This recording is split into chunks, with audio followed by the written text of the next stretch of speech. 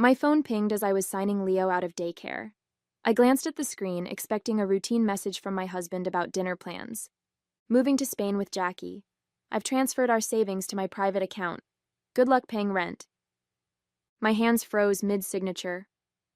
Leo tugged at my sleeve, oblivious to how our lives had just imploded. "Mommy, did you bring my dinosaur snacks today?"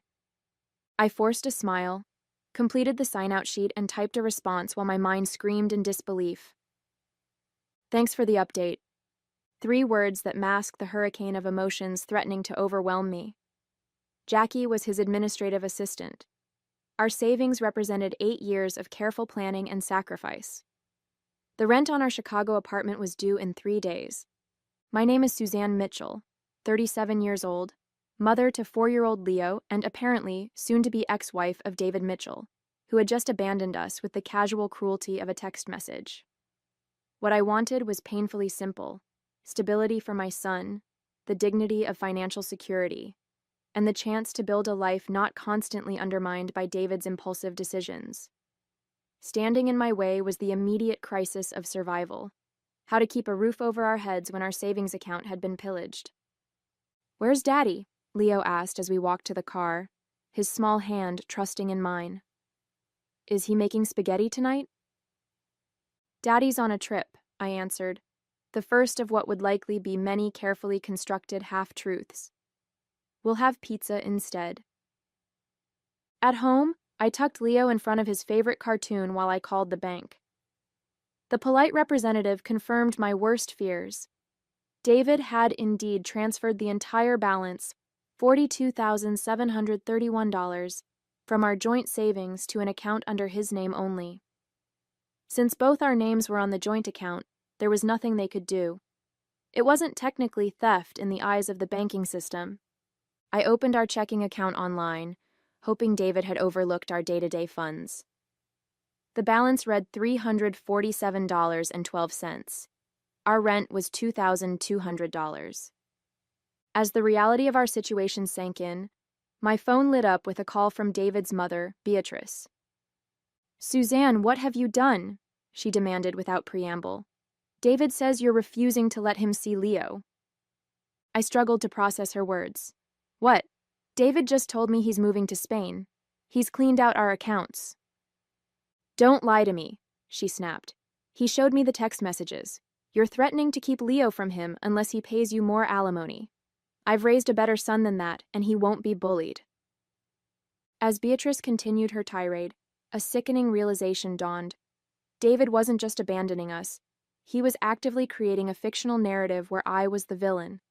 And based on the conviction in his mother's voice, she believed every word. This wasn't just about survival anymore. It was about truth, justice, and my son's future. David and I met 9 years ago at a publishing conference in New York. I was an ambitious editor at Horizon Books, while he was working in marketing for a rival publisher. He pursued me with the same charismatic intensity that initially made him successful in his career: handwritten notes, thoughtful gifts, ambitious date plans. Within 6 months, we were married in a small ceremony overlooking Lake Michigan. The first years were good ones. We moved to Chicago for my promotion to senior editor, and David easily found a marketing position at a local firm. We bought a modest condo, traveled occasionally, and planned for our future. When Leo was born 4 years ago, we agreed I would take a step back from work to focus on motherhood while David's career supported us. I transitioned to freelance editing, working from home around Leo's schedule. The shift in our financial dynamic coincided with subtle changes in David's behavior. Small expenses would appear on our credit card without explanation. He began working later, citing the need to make up for your reduced income. His mother, who had always viewed me as somehow beneath her son, became more involved in our lives, often undermining my parenting decisions when she visited. "Leo needs a firmer hand," she would say, while David remained silent. "Suzanne is too soft with him."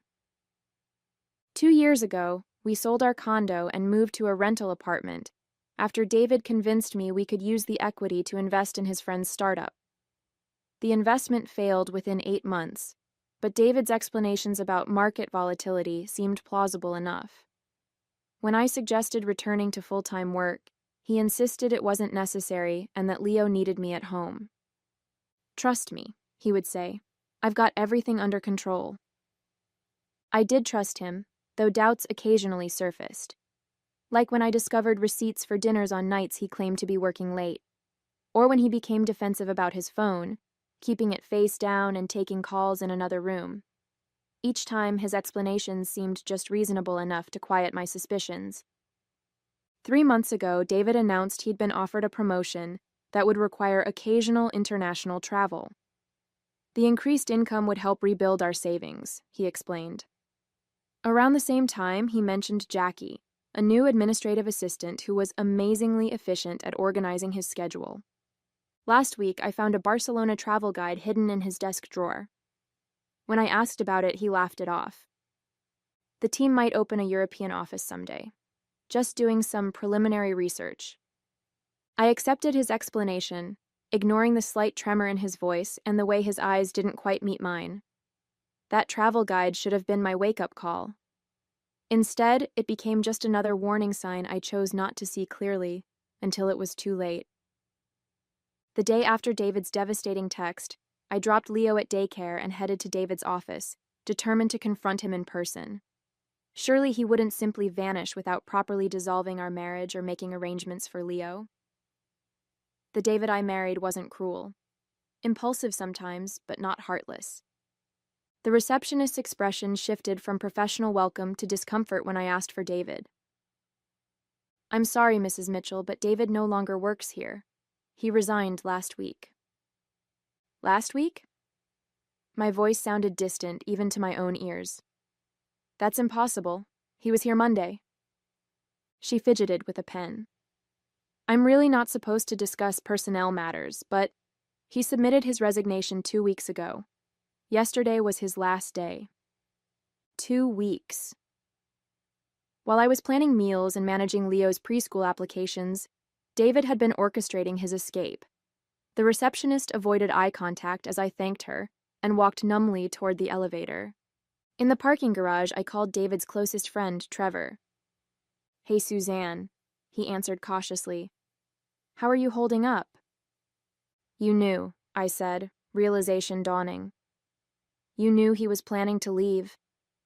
Trevor's hesitation confirmed it before he spoke. He made me promise not to say anything, said he needed a clean break. A clean break from his child? My voice rose despite my efforts to remain calm. From 8 years of marriage? "Look, I'm sorry. I told him it was wrong, but Jackie makes him happy. He said you and Leo would be better off without him dragging you down. Jackie makes him happy." The words cut deeper than they should have.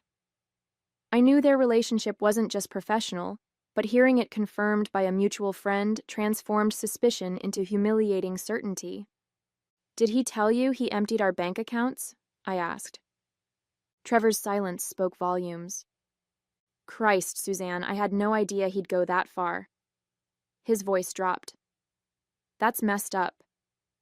After ending the call, I sat in my car, the full scope of David's betrayal washing over me. This wasn't an impulsive decision or momentary weakness. It was a calculated escape, meticulously planned while he played the role of committed husband and father. When I arrived home, a certified letter awaited me. Inside was a petition for divorce, filed by David a week earlier, citing irreconcilable differences. The document listed his new address in Barcelona and requested that all parental rights and obligations remain with the mother, with no visitation or custody granted to the father. He was legally abandoning Leo while simultaneously portraying me as the one keeping them apart. Attached was a note from David's lawyer. "Mr. Mitchell has indicated you have substantial savings to cover your needs during this transition. He will not be providing spousal or child support." I slumped onto the couch, documents scattered around me. Every aspect of our life together now appeared as a carefully constructed lie. The man I married, or thought I married, had been plotting his exit for weeks, possibly months, ensuring he escaped with our financial resources while creating a narrative that painted him as the victim. My phone pinged with a message from David. Landed in Barcelona. Don't try to contact me. My lawyer will handle everything. Anger began to replace shock. For Leo's sake, I needed to think clearly. First step, secure our housing situation before the rent came due. Second, document everything for the divorce proceedings. Third, find a lawyer who could help me navigate this nightmare. For the first time since receiving David's message, I allowed myself to cry, not from heartbreak, but from the overwhelming realization of what I was facing. When the tears subsided, one thought remained clear. David had underestimated me. He had always underestimated me. 3 days after David's departure, I sat across from Vivian Aguilar, a divorce attorney recommended by a college friend. Her office was modest but orderly, much like Vivian herself. "Let me be clear," she said after reviewing my documents. "What your husband did is reprehensible, but not entirely illegal. Since you were married, he had legal access to those joint accounts. Even if he was planning to abandon us?" My voice cracked, despite my efforts to remain composed. "The good news is judges don't look kindly on this kind of behavior. We can petition for emergency child support and potentially freeze any remaining assets." She leaned forward. "What we need is proof that he's continuing to earn income while evading his parental responsibilities." I nodded, already gathering evidence.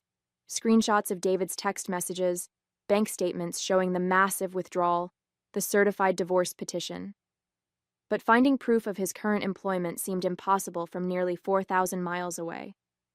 That evening, desperate for short-term solutions, I called my parents in Michigan. They immediately offered to cover my rent and basic expenses until the legal situation improved. "We'll be there tomorrow," my mother said firmly. "You shouldn't be alone right now." Her support loosened something tight in my chest. With Leo safely tucked into bed, I turned my attention to David's abandoned desk. I needed any documentation that might help my case: tax returns, employment contracts, anything that proved his income potential and obligations to Leo. In the bottom drawer, beneath a stack of old warranties, I found a sealed envelope addressed to David's mother. Curiosity overrode my hesitation. Inside was a birthday card and a handwritten note. "Mom, thanks for helping with the Barcelona apartment deposit. Jackie and I can't wait to show you our new place when you visit in May.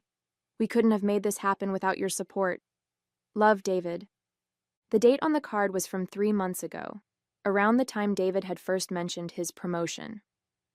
Beatrice hadn't just known about his plans, she had financially supported them. With shaking hands, I photographed the card and note, then continued searching. Tax returns, investment statements, our marriage certificate. I organized everything methodically. In his email drafts folder on our shared computer, I discovered an unsent message to Jackie with an attached resume, listing his new position at Meridian Global Barcelona, with a start date just 2 days after his text to me. Armed with this crucial evidence, I met with Vivian again. She reviewed everything, her expression growing increasingly determined. "This is exactly what we needed. We can file for emergency orders today: child support, freezing of marital assets, and potentially even an order for him to return to the jurisdiction." Hope flickered for the first time since David's text. What happens next? First, we file the emergency motions. Then, we depose Beatrice about her involvement. If David has started working in Spain while abandoning his child, we'll make sure the court understands exactly what happened. The following day, buoyed by this progress, I received a message from David's lawyer: an offer of $5,000 in full settlement of all claims. "They're testing your desperation," Vivian advised when I forwarded it to her. "Don't engage." That night, I received a direct message from David. "Take the settlement, Suzanne. You won't get more, and fighting will just drain what little I've offered. Be reasonable for once." His condescension ignited a quiet fury. I didn't respond, but I saved the message as evidence of his attitude toward his responsibilities. 2 days later, we secured an emergency hearing date. That same afternoon, I received an unexpected call from Jackie's ex-roommate, Bethany, who had discovered my contact information in Jackie's abandoned belongings. I thought you should know what they were planning, Bethany said, her voice hesitant. Jackie's been talking about this for months, how they were going to start fresh in Spain without any baggage. She even bragged about how David was setting aside money where you couldn't touch it. My momentary optimism crumbled as Bethany continued, describing conversations she'd overheard between Jackie and David about creating offshore accounts and establishing residency in Spain specifically to complicate legal proceedings. They have a whole plan to make fighting them so expensive and difficult that you'll eventually give up, Bethany concluded. I'm sorry. I just thought you deserved to know what you're up against. The morning of our emergency hearing, I woke to another text from David. I hear you're dragging Mom into this. Bad move, Suzanne. Drop this now, or I'll make sure you regret it. His threat strengthened my resolve. In the courthouse, Vivian and I waited outside the assigned courtroom, reviewing our presentation one final time. The doors opened and David's lawyer emerged, a polished man in an expensive suit who exuded confidence. Mrs. Mitchell, he nodded curtly. Mr. Hoffman, representing David Mitchell. Before I could respond, an unexpected figure appeared behind him. Beatrice, immaculately dressed and wearing the same disapproving expression she'd directed at me for years. You should be ashamed, she hissed, ignoring Vivian's warning hand on my arm. Trying to extort my son when you're the one who drove him away. Mrs. Mitchell, Vivian interjected smoothly. Since you're here, I should inform you that we'll be calling you as a witness regarding your financial support of your son's abandonment of his family. Beatrice's face paled slightly, but she maintained her composure. I have no idea what you're talking about. The hearing proceeded with clinical efficiency. The judge listened to both arguments, reviewed our evidence of David's withdrawal of funds and new employment, and granted our emergency motions. David would be required to provide immediate child support and return a portion of the marital assets while the case proceeded. It felt like a significant victory, but Beatrice's unexpected appearance troubled me. Why had she flown to Chicago for a routine emergency hearing? That question was answered the next day when I received a call from an unknown international number. Is this Suzanne Mitchell? A woman's accented voice inquired. Yes, who's calling? My name is Lucia Vega, HR Director at Meridian Global Barcelona. I'm calling about your husband, David Mitchell. My heart raced. Yes? We received your email about his employment situation. I wanted to inform you that Mr. Mitchell no longer works for Meridian Global. He was terminated yesterday. I frowned in confusion. I didn't send any email. There was a pause. Someone using your name sent documentation showing Mr. Mitchell was involved in a custody dispute and had pending legal issues in the United States. Company policy requires disclosure of such matters during the hiring process. The realization hit me. Beatrice. She had impersonated me to sabotage David's employment, ensuring he couldn't comply with the court's support order. It was a calculated move to undermine the judge's ruling and validate David's claim that he couldn't afford to support Leo. Ms. Vega, I did not send that email. Could you forward it to me? Minutes later, I was staring at a message allegedly from me, filled with distorted half-truths about David's situation and threatening the company with legal action if they continued employing him. The email included copies of our personal documents, some of which I'd only recently gathered from my attorney. My apartment had been untouched, which meant only one person could have accessed those documents, Beatrice, during her visit to support me after David left. I immediately called Vivian, who validated my suspicions. This is identity fraud and interference with a court order. We need to document everything and file additional motions. While we were developing this new strategy, my phone rang again. David, calling directly for the first time since his departure. You vindictive bitch, he snarled without preamble. You got me fired? After everything I offered you? It wasn't me, David. It was your mother. His momentary silence confirmed he recognized the possibility. That's absurd. Why would she do that? To make you look unable to pay support, to undermine the court order, to turn you further against me. You're lying, he said, but uncertainty had crept into his voice. Mom would never. Check your emails. Look at the documents that were sent. Those were in my apartment until your mother visited last week. The line went silent for several seconds. I'll call you back, he finally said. 10 minutes later, my phone pinged with an email from David containing a bombshell, a series of text messages between him and Beatrice revealing a disturbing truth. This wasn't just about David leaving, it was about eliminating me from the picture entirely. Once you're established in Spain, Beatrice had written 3 months earlier, we can work on getting full custody of Leo. With Suzanne's history of depression after his birth, we can make a case that she's unstable. My postpartum depression, which I'd fought through with therapy and David's apparent support, had been weaponized against me all along. The revelation of Beatrice and David's long-term plot to gain custody of Leo transformed the battlefield. This wasn't merely about financial survival anymore. It was about protecting my son from people who viewed him as a possession to be claimed rather than a child to be nurtured. Vivian immediately filed additional motions documenting Beatrice's identity fraud and the conspiracy to manipulate custody arrangements. We also reported the identity theft to the police, creating an official record of Beatrice's illegal actions. We've strengthened our position considerably, Vivian assured me. But David still has the advantage of physical distance and most of your marital assets. I knew we needed something more. Undeniable evidence that would convince a judge to freeze all of David's assets and potentially compel his return to the United States. The text messages proved conspiracy, but not the location of our missing savings. In a moment of inspiration, I contacted Trevor again. I need your help, I said without preamble. For Leo's sake. Trevor's guilt over his silent complicity in David's plans made him receptive. What do you need? Information. David must have told you more about his financial arrangements, where he was moving the money, how he planned to support himself in Spain. There was a long pause.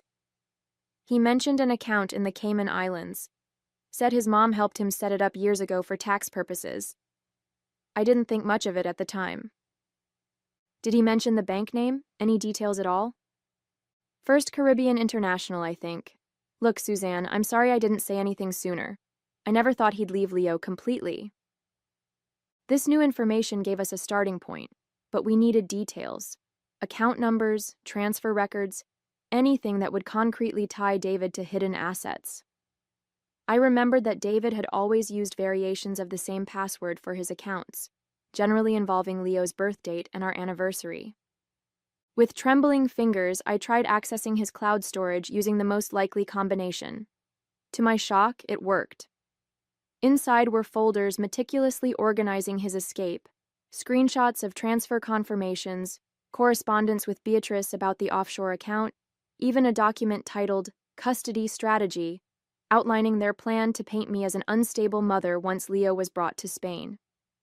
I immediately forwarded everything to Vivian, who called back within the hour, her voice tense with controlled excitement.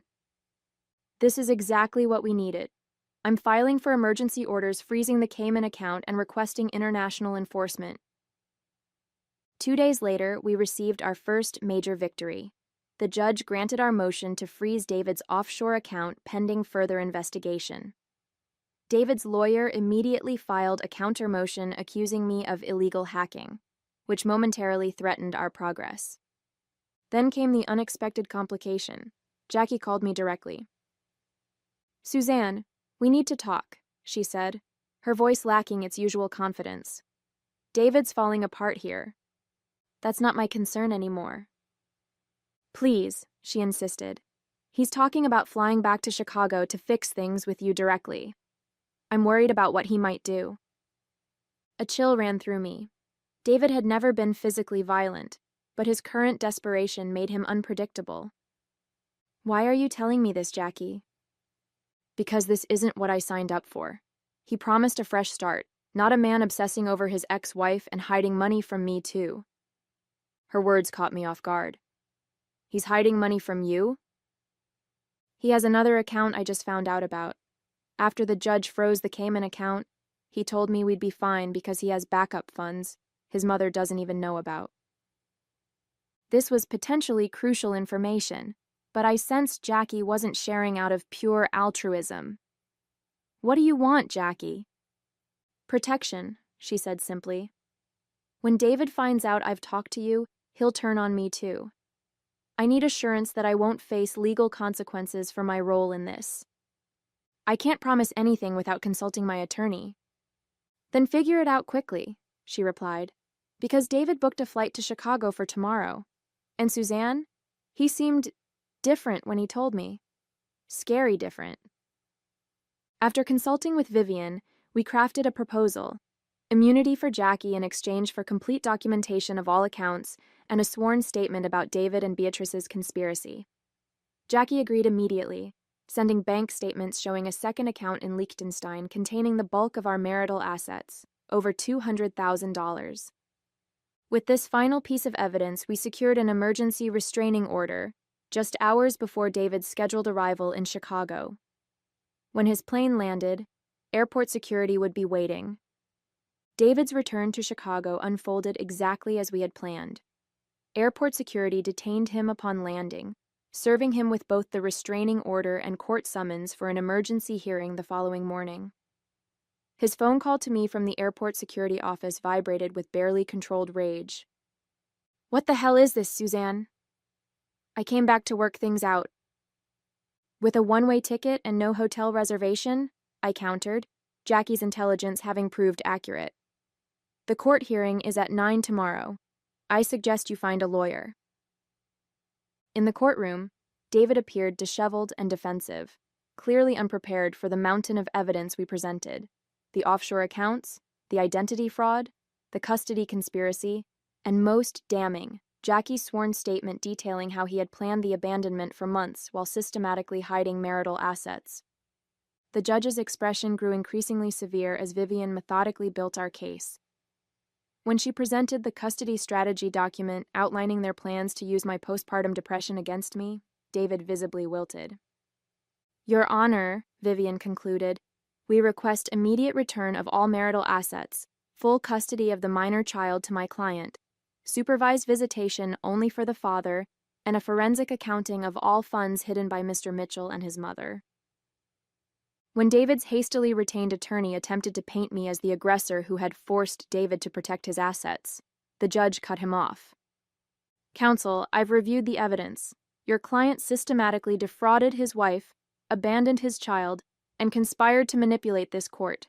Save your creative interpretations." The judge's ruling was comprehensive.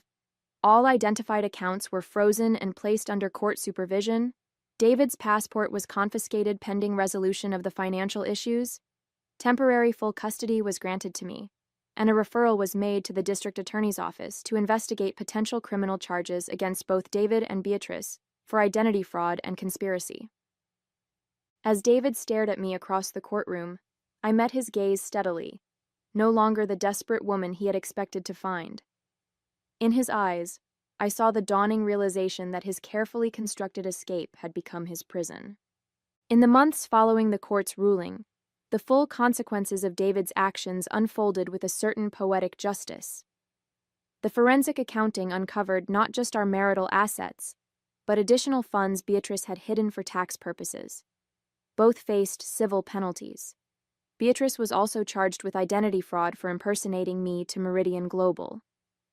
David's attempts to rebuild his life in Chicago floundered. His industry reputation was tarnished by the public court records detailing his abandonment and financial dishonesty. Jackie returned to Spain alone, her immunity agreement having served its purpose for both of us. The divorce finalized with terms heavily favoring me and Leo. Full custody with David granted only supervised visitation, which he rarely exercised. Complete restoration of our marital assets plus legal fees, and substantial child support indexed to David's future earnings to prevent him from deliberately remaining underemployed.